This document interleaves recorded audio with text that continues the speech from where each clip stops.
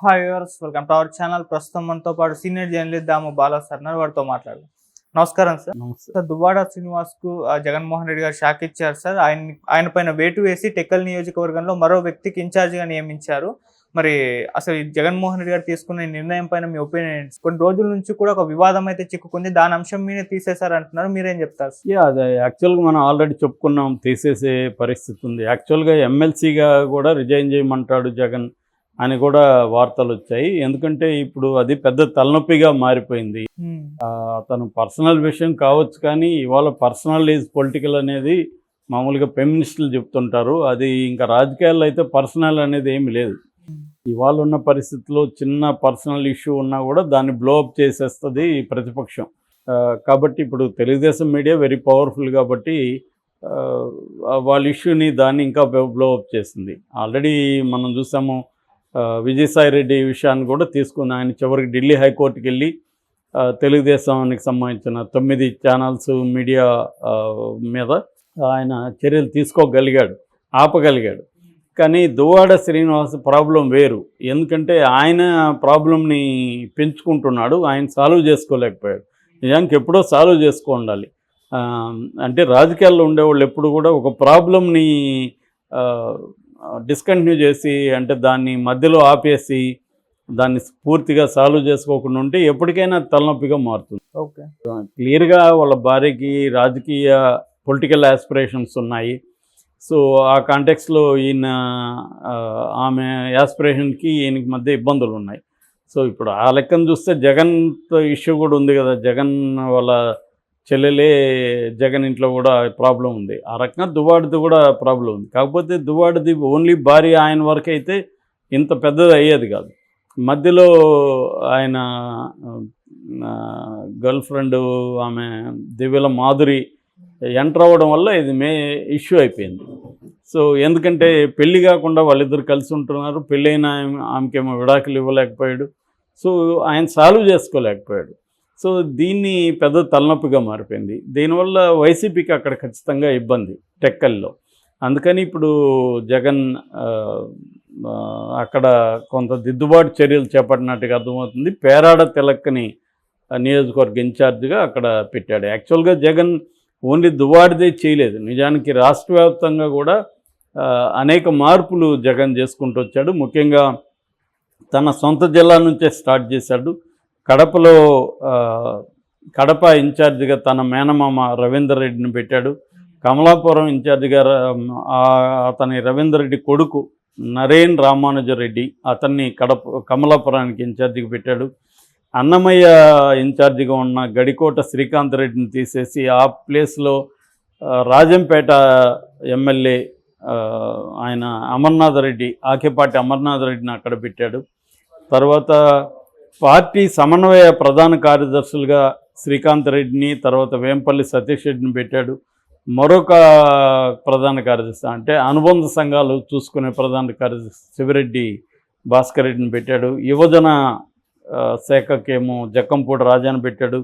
BC సెల్కి Ramesh యాదవ్ని పెట్టాడు. SC సెల్కి TGR సుధాకర్ని పెట్టాడు. చేనేతకి గంజి చిరంజీవిని మంగళగిరి నుంచి, విద్యార్థి విభాగానికి పానుగంటి చైతన్యని పెట్టాడు. ఇలాగా మార్చడం అనేది మొదలుపెట్టాడు. అంటే పార్టీ ప్రక్షాళన అనేది మొదలుపెట్టాడు. ఎందుకంటే గతంలో జగన్ 5 ఏళ్లలో పార్టీని గురించి ఎప్పుడు పట్టించుకోలేదు. పార్టీ స్ట్రక్చర్ ఏంటి, పార్టీలో ఎవరిని కలవాలి, ఎవరిని ఆర్గనైజ్ చేయాలనేది స్ట్రిక్ట్గా జరగలేదు. ఆయన పార్టీ కంటే కూడా తన మిత్రుడైన సజ్జల రామకృష్ణారెడ్డి, తర్వాత సీఎంఓ ఆఫీసులో పనిచేసే అధికారులు, వీళ్ళ మీదే ఆయన ప్రధానంగా డిపెండ్ అయ్యాడు. అందుకని చాలాసార్లు ఎవరైనా రాజకీయ నాయకులు వచ్చి కలవాలనుకున్న జగన్ని వీళ్ళని కలవమనేవాళ్ళు. వీళ్ళేమో ఏమైనా ఉంటే మాకు చెప్పండి అనేవాళ్ళు. మామూలుగా చాలా కథలు ఇట్లాంటివి ఉన్నాయి. ఒకసారి కేతిరెడ్డి పెద్దిరెడ్డి వస్తే జగన్ కలవాలని జగన్ అపాయింట్మెంట్ ఇచ్చాడు. వస్తే వీళ్ళు కలిశారు.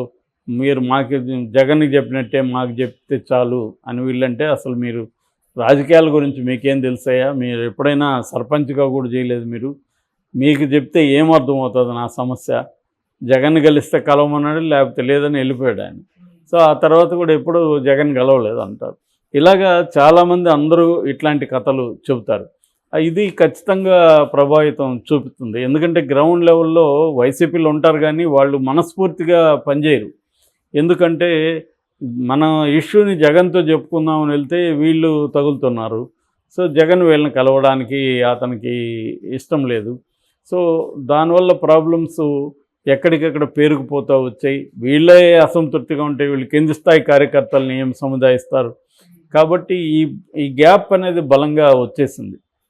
ఇప్పుడు ఏంటంటే అధికారం ఉన్నప్పుడు ఎలాగున్నా నడుస్తుంది, ఎంత అసంతృప్తి ఉన్నా ఎట్లున్నా ఏమీ అవ్వదు. కానీ ఇప్పుడు ఓడిపోయినప్పుడు పార్టీని నిలబెట్టుకోవాలంటే పార్టీ కోసం ఫైట్ చేసే వాళ్ళు కావాలి. పార్టీ కోసం నమ్మకంగా ఉండాలి, ఫైట్ చేయాలి. తెలుగుదేశం కూటమి పెట్టే ఇబ్బందులను కూడా తట్టుకోవాలి.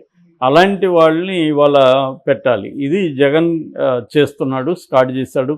అందువల్ల ఎక్కడికక్కడ తనకి లాయల్టీ చూసుకోవాలి, పార్టీ లాయల్టీ చూసుకోవాలి. తర్వాత వాళ్ళు సమర్థులా, ఫైట్ చేయగలరా, కొంత అంగబలం అర్ధబలం కూడా ఉండాలి. కేవలం వాళ్ళు బీసీలను ఇంకోటను పెడితే మాత్రం కష్టం అవుతుంది. వాళ్ళు ఫైట్ చేసే ఇది ఉండాలి కదా.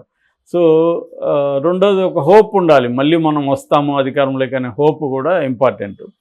సో అందుకని ఇప్పుడు కంప్లీట్గా పార్టీ ప్రక్షాళన అనేది జగన్ చేస్తున్నాడు. ఆ క్రమంలోనే దువ్వాడను కూడా పక్కన పెట్టాలి. ఎక్కడెక్కడ ఏ రకమైన ఇబ్బందులు ఉన్నా వాళ్ళని తీసి పక్కన పెట్టి కొత్త వాళ్ళని అక్కడ పెట్టడం అనేది ఇప్పుడు జగన్ చేసుకుంటా మొదలుపెట్టాడు.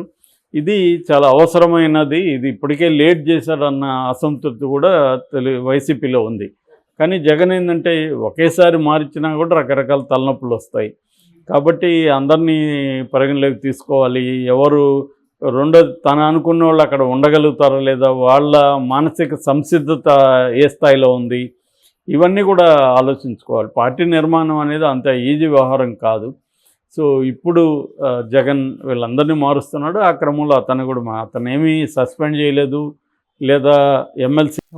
రేపొద్దున అతని ఈ సమస్య సాల్వ్ అయినాక అతన్ని ఇంకొక దీంట్లో అకామిడేట్ చేయొచ్చు.